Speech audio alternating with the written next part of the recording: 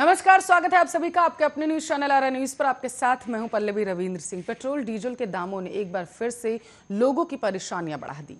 इन दोनों के दाम महीने के पहले दिन ही बढ़ गए हैं। यह बढ़ोतरी सरकारी तेल कंपनियों की ओर से की गई है। डीजल के दाम में जहां 29 पैसे, तो आपको बताते चले 29 पैसे से 32 पैसे की बढ़ोतरी की गई है। वहीं पेट्रोल के दाम में 22 से 30 पैसे बढ़ाए गए।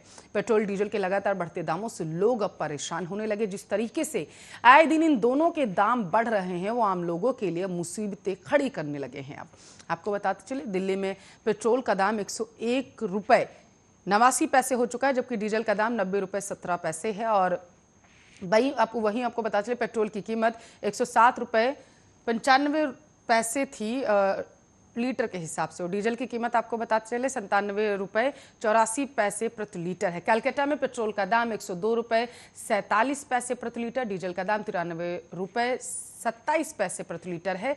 चेन्नई की बात करें, चेन्नई में पेट्रोल 99 रुपये 58 पैसे है और वहीं डीजल 94 रुपये 74 पैसे। भारत में फिलहाल मुंबई ऐसा शहर है जहां पेट्रोल के दाम सबसे ज्यादा 107 रुपये हैं।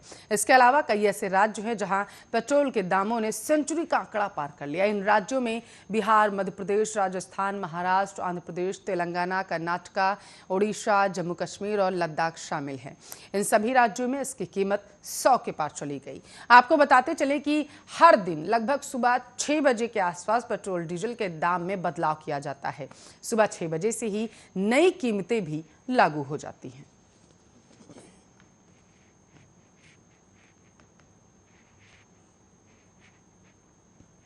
तो यूपी के मुखिया योगी आदित्यनाथ ने राज्य की पूर्ववर्ती सरकारों पर जमकर निशाना साधा। योगी ने कहा है कि पहले रसोई गैस कनेक्शन और सिलेंडर लेना बेहद मुश्किल था, लेकिन मौजूदा सरकार गरीबों को मुफ्त रसोई गैस कनेक्शन दे रही।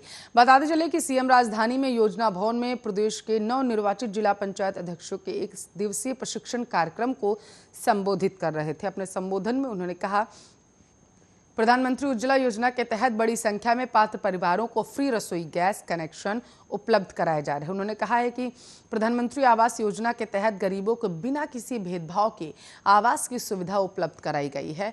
स्वच्छ भारत मिशन के तहत 10 करोड़ देशवासियों को शौचालय की सुविधा सुलभ कराई गई है। मुख्यमंत्री ने आगे कहा कि 2014 में प्रधानमंत्री बनने के बाद से नरेंद्र मोदी सफल और प्रभावी तरीके से देश की 125 करोड़ आबादी का प्रतिनिधित्व कर रहे हैं। उन्होंने वैश्विक मंच पर देश का सम्मान बढ़ाया है और विभिन्न जन कल्याणकारी योजनाओं को जाति, मत, मजहब आदि के आधार पर नहीं, बल्कि गांव, गरीब, किसान, नौजवान, महिलाओं और अंतिम पायदान के व्यक्ति को ध्यान में रखकर लागू किया। योगी ने प्रदेश के जिला पंचायत अध्यक्षों में 56% महिलाओं के होने पर खुशी जताते हुए कहा है कि जिला पंचायत के रूप में निर्वाचित प्रत्येक व्यक्ति का अपना कार्यक्षेत्र और पृष्ठभूमि है। परिवार के संचालन में विशिष्ट संवाद और समन्वय की जरूरत पड़ती है। इसका महिलाओं का अपना अनुभव होता है।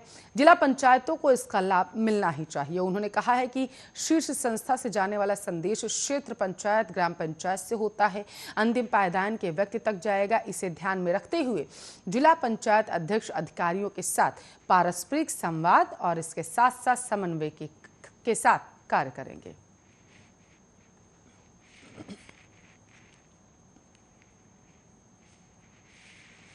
तो सपा प्रमुख अखिलेश यादव ने आज कानपुर पहुंचकर कारोबारी मनीष गुप्ता के घर पहुंचकर उनके परिजनों से मुलाकात की। आपको बताते चले, परिजनों से मिलने के बाद अखिलेश ने योगी सरकार और यूपी पुलिस पर जमकर कटाक्ष किया। उन्होंने सरकार से मनीष गुप्ता के परिजनों के लिए 2 करोड़ रुपए के मुआवजे की मांग की।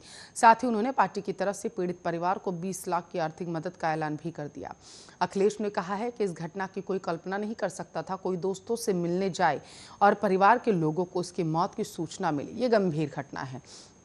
पुलिस की जिम्मेदारी लोगों की सुरक्षा करना है, लेकिन बीजेपी की सरकार में सीएम योगी आदित्यनाथ के कार्यकाल में पुलिस सुरक्षा नहीं बल्कि लोगों की जान ले रही। यूपी में पुलिस का ऐसा व्यवहार किसी भी सरकार में देखने को नहीं मिला है। और अखिलेश ने कहा है कि अगर दोषी अधिकारियों के खिलाफ कार्रवाई होती है तो मनीष गुप्ता के साथ ऐसी घटना होती ही नहीं। अखिलेश ने आगे कहा कि पुलिस बीजेपी की सरकार में उत्पीड़न कर रही है, हत्या कर रही है, यहाँ तक कि लूट में भी शामिल हो रही है। तभी संभव है जब सरकार की नीयत साफ न हो। पुलिस की ठोको नीति के कारण जनता को इस तरीके के व्यवहार का सामना करना पड़ रहा। अखिलेश ने कहा कि सपा की तरफ से परिवार को 20 लाख रुपए दिए जाएंगे। साथ ही उन्होंने हाईकोर्ट के मौजूदा जज से मामले की जांच कराने की मांग की।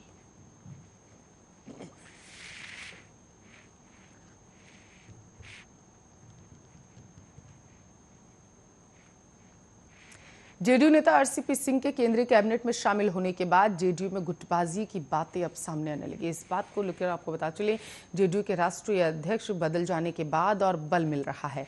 पार्टी मीटिंग समेत कई मौकों पर पार्टी दो गुटों में बंटी दिखाई दी, लेकिन पार्टी नेतृत्व ने कभी भी, आपको बताते चले, इस बात को स्वीकार ही नहीं किया। वहीं अब आरसीपी सिंह को बड़ी जिम्मेदारी सौंपकर पार्टी ने यह साफ करने की कोशिश की है कि जनता दल यूनाइटेड अपने नाम की ही तरह यूनाइटेड है। दरअसल केंद्रीय इस्पात मंत्री आरसीपी सिंह को पार्टी ने उत्तर प्रदेश चुनाव में गठबंधन के लिए बीजेपी नेताओं के साथ बातचीत करने के लिए अधिकृत किया था। अब यूपी में बीजेपी से गठबंधन करने के बाद आरसीपी ही नेताओं से बातचीत करेंगे, समन्वय स्थापित करेंगे और बीजेपी और जेडीयू को एक साथ लाने की कोशिश करेंगे।